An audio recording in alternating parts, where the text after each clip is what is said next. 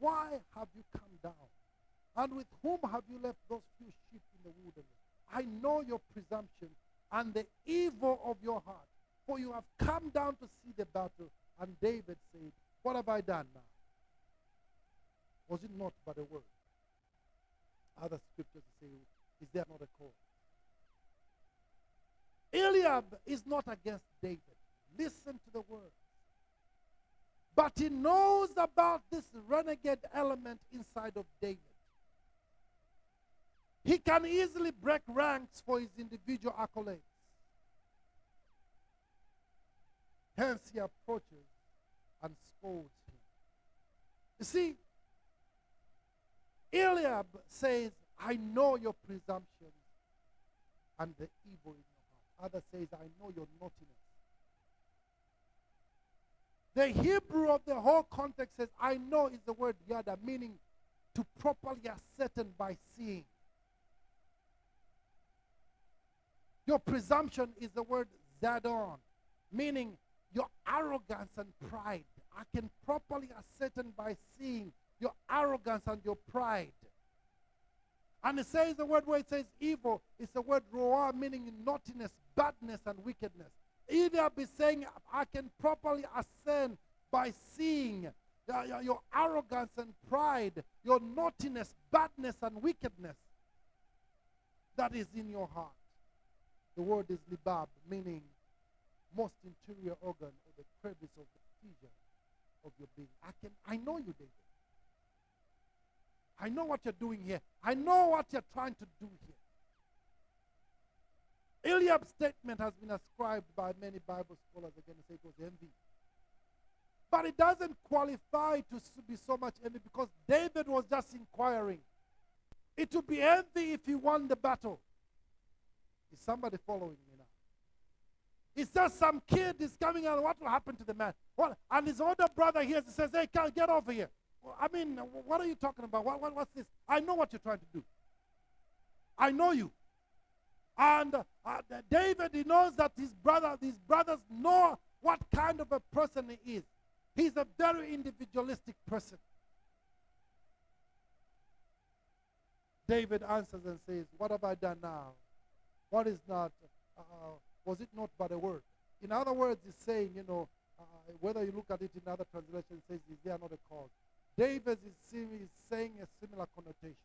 He's just saying, I'm just hearing what's going on around. It doesn't mean I'll act on it. That's what it means. Wasn't it just a word? Isn't it just that a matter, there's a matter going on here? Is that not a cause? There's a matter going on here. And, what's wrong with me hearing it? That's what David is saying. David kind of brushes it off, but his heart is linked. He goes on, we know the story, he kills Goliath, he gets all the victory of that. But listen, in the Bible study, if you study David, moment onward, God is going to deal with him hard on individualism. Amen? David is going to be picked from being a shepherd, put in Saul's house. He'll be playing the harp with other people. He'll go to battle now with many people. You hear the song, David has killed, Saul has killed his 1,000, David has killed his 1,000. David is going to be placed amongst people to learn to work with people. You see, all of us come to the church, and some of us have a mentality thinking it's about me and me alone. Amen? I'll fight the devil. I'll go in front of everybody. I'm the guy with the skill. I'm the guy who knows how to pray. I'm the guy who knows how to do this. God will grab you and begin to teach you how to work with others. Amen. We find David now at the end of the battle. He has won. He's carrying, he's slain the giant, cut off the head. He's carrying the head. Everybody's jubilating. Can you imagine what kind of attention he got? He came in as a nobody. And in a few minutes, he's now, he's known by, who is that guy? Who is that guy? It says in 1 Samuel 17, verses 55, as soon as Saul saw David go out against the Philistines, he said to Abner, the commander of the army, Abner, whose son is this youth? Who is that boy? And Abner says, As your soul lives, O king, I do not know. He is not known. And the king said, inquire whose son the boy is. And as soon as David returned from striking down the Philistine, Abner took him.